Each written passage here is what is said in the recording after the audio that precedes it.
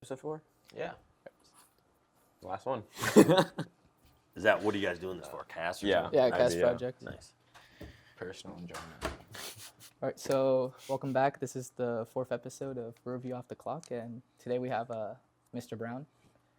So to the people that don't know you, what's just a little background information about you and what you teach here? I teach AP U.S. Government, and Holocaust Studies. I grew up in Michigan, Grand Rapids, the West Side. I lived there all the way through school. And in 2006, I moved to Florida for a job, and I've been down here ever since. What's your favorite color? Blue. Okay. Favorite color is blue. Okay. Yeah. Where did your teaching career start, and how did you come to Riverview? Okay, so my senior year of college, we had to apply for jobs both in state and out of state. Michigan was not hiring at the time because of 9/11. So even though I graduated in 2006, our economy up north was still reeling, especially with the automotive side. So when I applied at out-of-state job fair, I got a job offer in Orlando. And a good buddy of mine in college, both of us got an opportunity to go to the same school. And so we decided to take the adventure. And I worked there until 2009, and then I moved to Sarasota after that. Nice. You can only bring 3 things to an island. What are you bringing?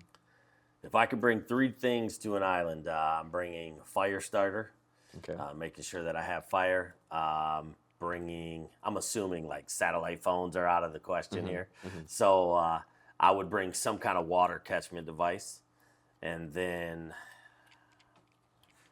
probably a blade of some sort, knife, hatchet, Okay. something like that. Yeah, hunt. How would you entertain yourself on the island? I think if you're on an island by yourself, you find any way to entertain yourself. Knowing me, I'd probably talk to myself a little bit. Probably try to invent some kind of game or something like that where, you're just doing something to keep your mind busy, Yeah. whether it's carving or games or something, What was your high school experience like in Michigan? My high school experience was good. I enjoyed it. I was new to my high school my freshman year, so that piece was difficult. But I played sports, and so that really allowed me to kind of get in with a group of kids. And I was fortunate that I was decent at sports. So when you kind of have that, you automatically make friends, and so that made it easier. And then after that, I really, to be honest with you, I enjoyed going to school. I enjoyed going to high school. I enjoyed the social piece. I enjoyed the sports. I had a good experience, so I can't complain. What sports did you play? I played baseball and football. What positions? Played center field in baseball and safety in football. So you were quick. I was. Long time ago, though. I don't think my hamstrings are quick anymore. Did you go to high school with Professor Kengo? I did not. What's funny about that, though? Professor Sakanga grew up not far from where I grew up. We didn't know each other.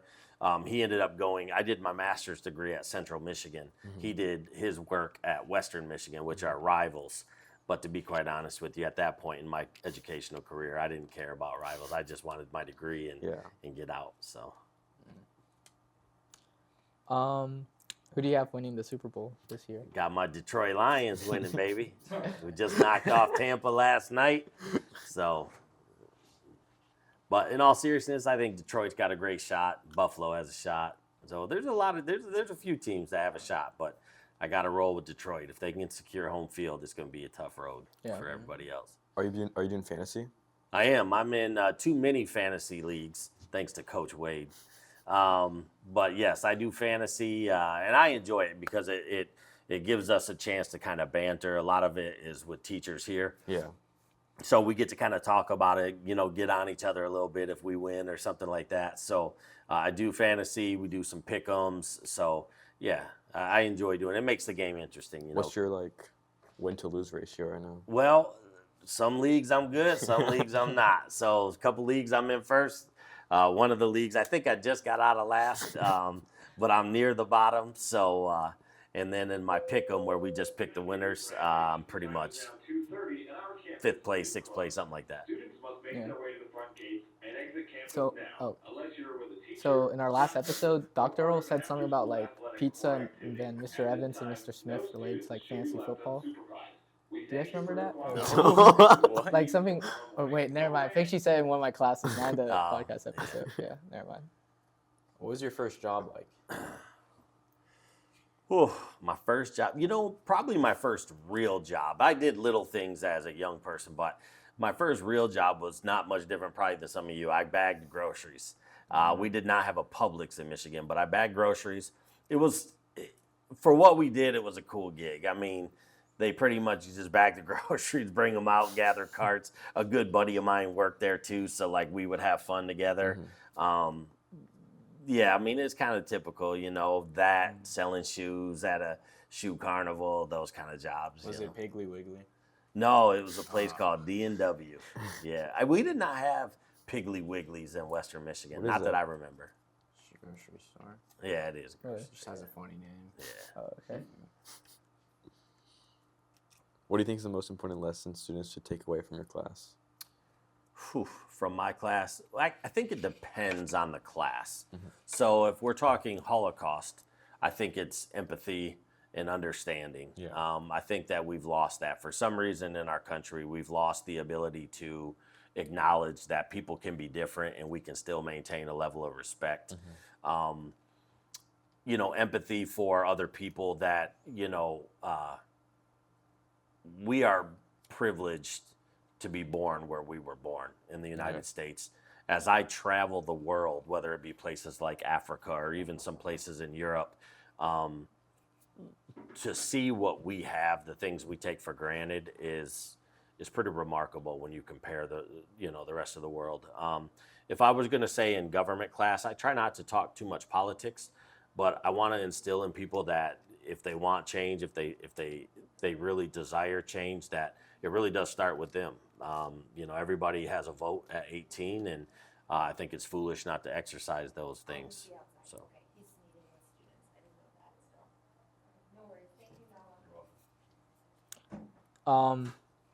What places have you like traveled to? Like, what's your favorite place that you've traveled to? Probably my favorite place to travel to was Italy. Nice. I've been to France, Paris, Ireland, Africa. I've been fortunate to travel quite a bit, and I have a lot of plans to travel more. But Italy to me was the total package. It was the history, the food, the scenery. So for me right now, it would be Italy. Have you been to Spain? I have not been to Spain. You gotta go. I will say, Spain and Portugal were never on my to-do list. Really? And then Mr. Means went to Portugal. I had some family go to Spain, and they could not speak more highly of both of those places, which really put it on my list. Yeah. So someday I will get there. Yeah. Yeah. Gotta go to like Madrid. Yeah. Yeah. I mean, I'll do the touristy Countryside. stuff. You gotta go to countryside. Yeah. Yeah. I wouldn't mind doing the countryside. Same with France. I mean, the Yeah. countryside's beautiful, I've but seen that, you know how yeah. it is when you travel. Like, you only have so much time and money, Yeah. so you're hitting the big. But we'll see. What was your favorite memory growing up? I have a lot of good memories growing up. We didn't grow up rich. We grew up actually quite poor, but I had a good childhood. Two parents that loved us. Always had a roof over our head. So I think my memory would be just the simplicity of life, playing with my brother, beating him up, those kind of things, just kind of having that family unit. I don't know if any one thing sticks out. We didn't do a lot of traveling. We didn't, we weren't the kind of family that was ending up at SeaWorld and Disney World and that, but just the simplicity of life, being able to spend time with my family, my brother, especially as I moved to Florida. I appreciate my time with my family so much more than I ever did when I lived up there. So. Did you have a lot of snowball fights there? We did. We would constantly build snow forts, and we'd spend the first half of the day building a fort and snowballs, and then the second half of the day we would, see who could destroy whose fort, and rinse, repeat. What's like something common for like kids to do in Michigan that's like not common for kids to do in Florida? Well, I just mentioned to you, I mean, the snow sports, of course. So Yeah. snowboarding's a huge thing. Snow skiing's a big thing. Sledding, tubing, all of those things are fantastic. In the summertime, I don't think it's much different because we actually have quite a few warm days in Michigan too. So things like getting out on the lake, boating, tubing, water skiing, jet skiing, like all of those things, golfing. I wouldn't say that in the summer it's too different, but of course those winter sports separate Michigan from Yeah. Florida. If you could spend a day with any person, living or historical, to have dinner with, who would it be and why?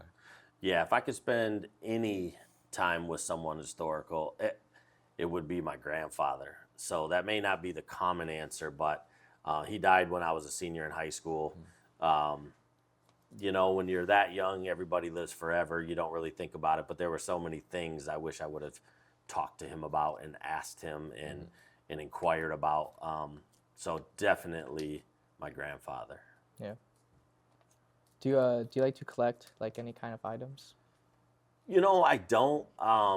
I used to collect some things here and there. Probably, if anything, it would be more like Notre Dame, memorabilia. Like I have, a lot of signed jerseys and things like that. A lot of those things were gifted to me by other people.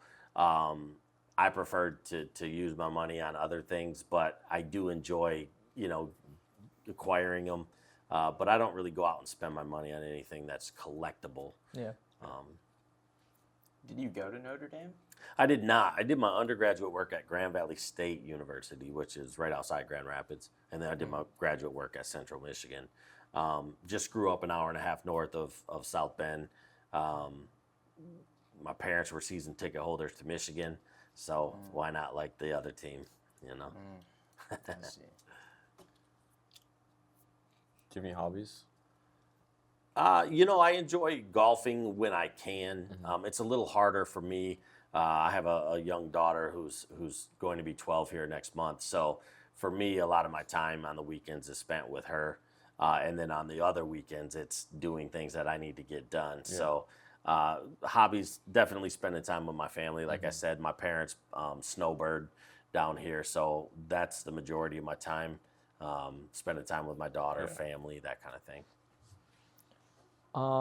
Do you think there's any misconceptions to like the teaching career path? Yeah, I do. I think one of the biggest misconceptions is that we work, during the school day. We have summers off, and that's kind of all we do. But there's so much more that goes into teaching, after hours, before hours. The summertime, of course, is a lot of professional development and just kind of taking care of yourself. So I think the biggest misconception is that we only work at the times that students are here. Unlike other professions where 8 to 5, you're working your job. For us, we're working our job when students are here, but the planning and everything that goes into working that job is done outside of the school day. And so I think that's probably the biggest misconception. What isn't a misconception is the lack of pay. So. What would be like, what's like the most rewarding part of teaching? I think the most rewarding part for me, and this is very cliche, but I think it's so true, is really just the students. I mean, we don't do this, again, we don't do this job for the pay. You're not getting rich off of this job. Listen, are there benefits to it outside of, yes, it's wonderful to have spring break off. It's wonderful to have winter break off and summer break off. But to be able to have those relationships with the students and then, randomly you'll get an email, I just wanted you to know, like I had a student who graduated, she's a senior in college now. Up at Florida State, and she emailed me, I'm getting into accounting. Never in a million years would I have planned on this, but that's what I'm getting into, blah, blah, blah. And just them coming back and telling you about their life and seeing how all of that stuff unfolds. I've had students that I now consider friends, they're young men who they have families and invited me to their wedding in Jamaica. And, just like having those relationships where you meant more to that person than just a teacher, and they've become more than just a former student, they're good dads and husbands. And so that's probably the most rewarding part. What was the first time like you realized that the impact you had on students? Probably It's hard because this is my 20th year, so I wish that I had written some things down. But, I distinctly remember a student who in middle school was giving his parents a hard time. And we had a parent-teacher conference, all of his teachers, and as all of the teachers kind of talked to the parents about what was going on, the dad looks at me and says, I don't want to hear any of the fluff. Give it to me straight. And when I gave it to him straight, and he looked at me and said, I respect you for just being brutally honest, because that's the way that I can meet my son's needs. And that was when I realized that we're really an extension of home, that we do have an impact on these children, and that if we work collaboratively with parents, we really can have an amazing impact on kids. And then, of course, just the emails. Like, I'll get emails, listen, thank you so much for doing this, or thank you. And that's not why I do it, but it is nice to get those things. Yeah. And I actually have a file in my email where I put all those personal things. And, I have a wall in the corner of my room from where former students have written me notes and letters. And I keep those things up there, and it's just a reminder for me that, hey, look, even when days are hard, you're still doing the right thing. So, yeah. How would you describe yourself as a teacher? I think I'm pretty easygoing. I'm a pretty laid back guy. I think I'm also no nonsense and direct when I have to be. I'm one of those people that I think what you learn in my classroom are lessons you can take out of my classroom. For example, I don't tolerate disrespect. I don't tolerate laziness. If you come in here and you're attentive and you work hard, we're going to have a great time in class, and that's where I become easygoing and fun and that kind of thing. And I think that lesson carries outside of it, that you come, to work every day and you're ready to roll. You're going to find that good things will happen. You come in and you're lazy and make excuses, you're going to find that life is going to be quite difficult for you. And again, it'll be difficult in class too. So I would describe myself pretty easygoing, pretty chill. I have a level of expectation I expect everybody to meet, but as long as people meet that, I try to have fun, because this job would be very, very difficult if you're not trying to have fun with it. Yeah. So Throughout your 20 years of teaching, have you seen student slang change over time? Slang? Yeah, Oh, sure. Yeah. I mean, yeah, it's funny because in a lot of ways, you guys aren't much different than what I was like or what we were like as kids. We had our words, our lingo. Are there differences? Of course, right? There's always differences, but we had our slang. You guys have yours. I don't really use it. I will use it in my class as a joke, just to kind of keep kids light and funny. Just like my parents didn't use our language, we don't use yours. Mm-hmm. But, I'll use it from time to time just to lighten it up. Do you have a favorite from this generation? Favorite slang? No. I'm just like every other parent. Everything you guys say is ridiculous. What I said was not, right? And then my parents thought the same thing. I wouldn't say I have a favorite, but I like to throw stuff out there, especially with a 12-year-old daughter who's just getting into middle school. She's super embarrassed by me when I start throwing out the slang like oral points and that kind of stuff. It's not cool, but so I like to do that just to kind of make her laugh. But is there any slang that you find the most annoying? A specific one? The slang I find the most annoying. Yeah, I will tell you, this isn't so much anymore. I absolutely hated the dab face. When I would see kids dabbing, they looked so ridiculous to me that that was, I know that's not current, but that is the one thing that comes to mind that just, when I would see it, I would just cringe. Did they get an answer right in class? They just hit a dab. People would hit dabs after somebody hit a dab. It was, people were dabbing for no reason. But yeah, and it was just so dumb. It kind of looked like people were smelling armpits. I didn't get it. And I get that slang is slang, right? But the dab, I just couldn't get behind. Do you like 6'7"? Man, I'll throw a 6'7" out there once in a while. Again, with a 12-year-old, it's not cool for me to do in front of her, but Yeah, I'll throw a 6-7. Try to work it into my curriculum a little bit. Yeah. Like, Does your 12-year-old have like a slang that she hates that you do? All of it. All of it? Yeah, she does not like when I put aura, skibbity, bruh, what else? You know, all the 6-7. She doesn't like any of it when I do it, right? When I do it. So What's your favorite food, and then do you have a local food spot to recommend? cool. So my favorite food by far is pizza. But not like the Domino's, Papa John's. Like I like, a good pizza.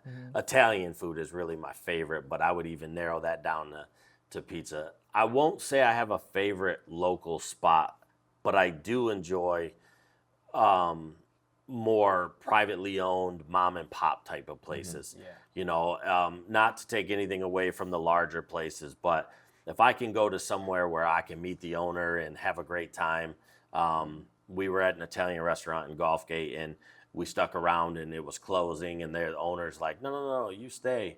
And they're listening to music and dancing, and it was just myself and my girlfriend, and we're having a blast. And it was like, you don't have that at a larger establishment. So I can't name a place specifically, but that's the place I like to go frequent, Yeah.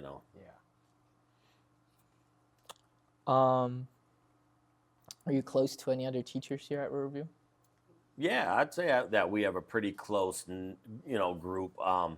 Mr. Smith and I are good friends. Mr. Means and I are good friends. I'm hesitant to mention names because I don't want anybody to feel left out, but there's definitely like a close group of people. And I think just like any workplace, people gravitate towards each other, whether it be because of proximity, where they teach or work, or interests. But yeah, definitely. Wait, going back to the pizza question, New York style or deep dish? Yeah, so I will crave a deep dish once in a while, but New York style is by far the way to Or go. New York, or just like Italian from like the oven? So, you talking legit Italian? Yeah, like from the wood oven. Oh, man. The wood oven. That's Yeah. good. Wood oven pizza, like wood-fired pizza is delicious. So I would say New York style, a little that's been in that kind of, either though. Like I said, I'm a pizza guy, so I'm willing to try it all. What are your toppings you put on it? Man, I'll pretty much do any toppings except for the weird stuff. Like, don't Pineapple? start throwing anchovies. I'm not an olive guy, so I don't want olives. But Do you like pineapples? no, pineapple should not be on a They pizza, should. man. They're good or no? I don't like pineapple. I like No, pineapple. I don't like pineapple, period. So I got a good buddy of mine back home, my best friend since I was young. He, anytime I go back, we'll watch a Notre Dame game together. And if we order pizza, he's getting ham and pineapple, and he's already knowing that I'm like, no. So I give it to people that like it, but no, I don't So think. good. No, I got to say no on that one. What's your best piece of advice for incoming college students? My best piece of advice for students that are going to college, you mean? Yeah. I would say, listen, have fun. Have fun in college because you're going to work for the next 35 years of your life after it. But at the same time, having fun does come with a sense of responsibility. It's easy to go to college and think that college is only for one thing. You're there to work. You're there to put some respect on your name, to work hard, and to have a career and a future that the people prior to you wanted you to have. So as much as you can have fun and do it, I would say do it responsibly, do it respectfully. Go to work every day, right? And when I mean go to the classroom, get your stuff done, and set yourself up for success. College is one of those places where if you think it's only for that party kind of thing, it's going to go by quick, but you're going to realize at the end it was a pretty empty experience. You start setting yourself up for success, whether it be internships, relationships, networking, you will find that you'll walk out of college, you'll have a wonderful career, and life is a lot more fun when you have money and a career. I promise you. Outside of government and Holocaust history, what's one subject you always wanted to teach but couldn't have the chance? How's that? There are Yeah. sciences that I despise. Chemistry, Yeah. because of the math component, I hate it. I loved anatomy and physiology. So I would say if there was one class that I would teach, it would be anatomy and physiology. Now, I don't want to be dissecting things. Okay, I don't want to dissect anything. That's disgusting. But I do love the idea of like the body and the way the body works and the muscle and all of that. So that would be the class that I would teach. Let's say you have like a date with your girlfriend. What's gonna be like your go-to outfit? Well, listen, I'm 45 years old. I'm a father. So my go-to outfit is the same thing I would wear regardless, right? But no, I'm pretty lucky. So my girlfriend does not expect me to wear anything specific. So I'm just throwing on a collared shirt, some shorts, probably the dry fit variety, maybe some flip-flops, some Hey Dudes, but yeah, I'm a pretty chill guy. Like I'm never been one of those guys that feels like you got to dress a certain way to be a certain way. It's just my style. I'm just me. I do me. So. What's like one thing you wish school taught more about? Probably more real world stuff. I do think that the idea of like math and data and financial literacy, I have to say I've never been in that class. I have never taught it. So I really don't know everything that goes into it, but I think it's getting along the lines of more real world things like balancing checkbooks and, interest rates and taxes. Like those are all things that really impact you. Credit scores, like those are all things that are significant. And so I think more real world stuff. That's not to say you shouldn't take the things that you're taking. I'll fully acknowledge as a teacher, there are some things you will never learn again in school, right? That as you go to college and you hyper focus on your major, if you're a finance major, you're not taking biology anymore. Yeah. But I do think it's important in high school to be exposed to all of those things. It makes you a well-rounded, educated person. But I think real world things could be added. And I think that data financial literacy piece is on the right track. If you could make your own subject, what would it be? If I could make my own subject, it would be like the study of football. No, man, they have a subject for everything. So I don't know if I could say anything new. But Pizza yeah, how tasting. cool would it be, man? Like if you could do like the study of football and every weekend you go to different football venues, Oh, yeah. that'd be it right there. They got home ec. Well, you guys don't have home ec, but home ec, we used to make food and learn all these little skills and things. And, you're talking about cooking and making things. There's so much that they could do in a class like that with math and recipes and stuff. So, but I don't know if there's anything I can think of that would be its own unique class. What about like sports anatomy? And then you could look at like injuries. Ooh, Yeah, that's yeah. good. So that's a good idea. It's a good idea. Now, I'll tell you, I took a class in college called kinesiology. And kinesiology was about how everything worked together. So, when I go to kick a soccer ball, what's firing in my body? What are my muscles doing to my bones, et cetera? Part of that there was some sports science to that with injuries and that. But sure, I mean, and there may even be a class for that, for something like that. But it's pretty much have a class for everything now. But yeah, for sure. You guys got any questions for me? I'm out. What's something students don't know about you that might surprise them? I'm a pretty open book. I wouldn't say that there's anything that, I'm extremely close to my family, but I talk about my family. Probably one thing that I'm not really like in school, but I'm a pretty sensitive person when it comes to like my daughter and raising a young woman. I'm pretty in tune with trying to be sensitive and appreciative of what she needs from me, but I don't necessarily have to be that way in school.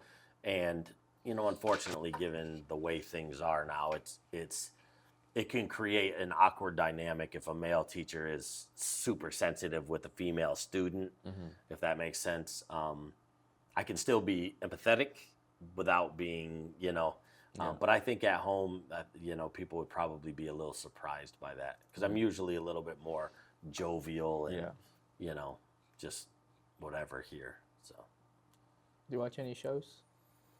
Yeah, we do. Right now the girls have me watching Survivor.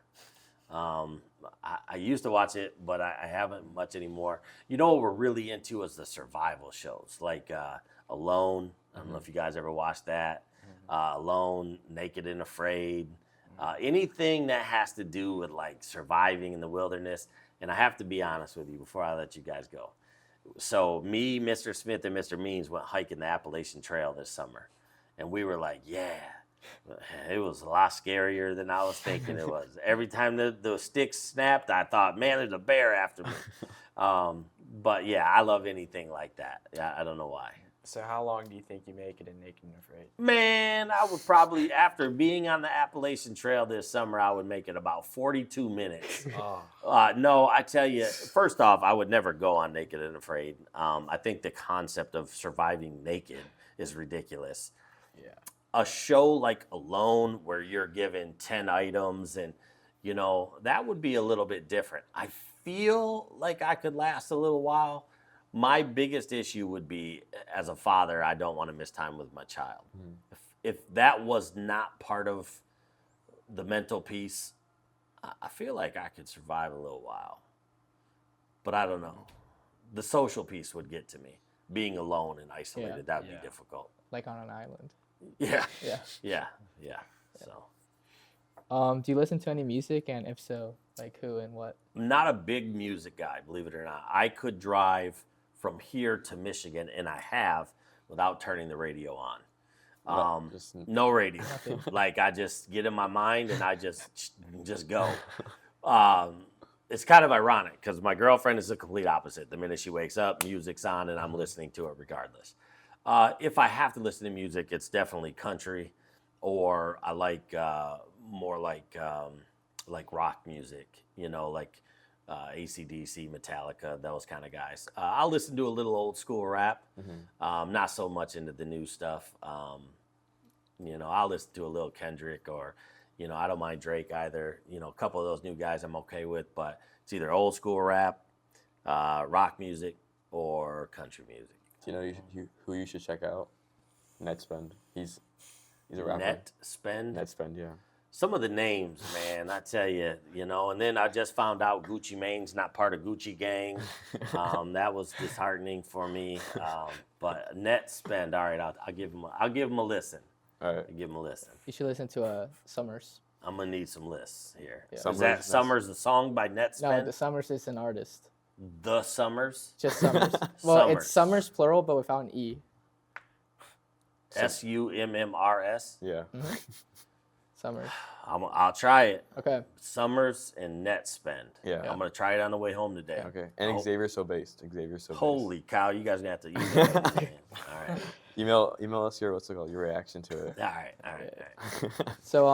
So you said like you went to Michigan with no music, no nothing. Like, Yeah. So what fueled you? Like, did you eat anything, drink? Yeah. anything? I mean, I'll eat and drink like normal, but Like specifics, like gas station What order. fuel did you have? yeah, it's more a gas station order. I'll be honest though, I'm a guy that when I get in the car, if I got a place to go, I'm just trying to get there. Yeah. So I'm not trying to drive slow. I'm not trying to take all the breaks I can. Like I legit will try to get from A to B as fast as possible. I'm going to grab snacks and this and that, but only stopping when necessary. But yeah, I just don't need music. I've just never been like some people, music is a huge part of their life. And I'm not knocking that. But like when I think about my childhood, like music wasn't playing in the background all the time at any of my parents' house. Like my dad and mom have been divorced since I was 5. So where I kind of grew up at both, music was never a huge piece of their lives. And so it's not mine either. Again, whereas like my girlfriend that I mentioned, her dad always had old school music on, like the old Motown R&B. And so for her, music's a huge part of her life. but no, I don't need it. I don't know. If anything, I'd rather listen to talk sports radio than music. Yeah. So. You guys got any more questions? No. No. All right. Well, thank you for letting us do this with you, and yeah, we really appreciate it. Appreciate you guys. Last one. Oh, last question though. Last question. question. Last question. Last Oh, question. yeah. Let's say you're on your deathbed, Yeah. and you have one last message to give to the rest of the world. You know, if I had one last message, it would be, and I guess just be kind to one another. You know, so many problems start in our world just not being kind to other people. But to be honest with you, that wouldn't be my style. I wouldn't have a message for everybody. It'd be more of a message to my family, my loved ones. You know, but yeah, be kind to one another. That's good. Yeah. Yeah. All right. Cool. Well, thank you. And All right, we thank really you. Appreciate it. Appreciate you Thank you, guys. sir. Thank you. Appreciate Thank you. you. Thank you.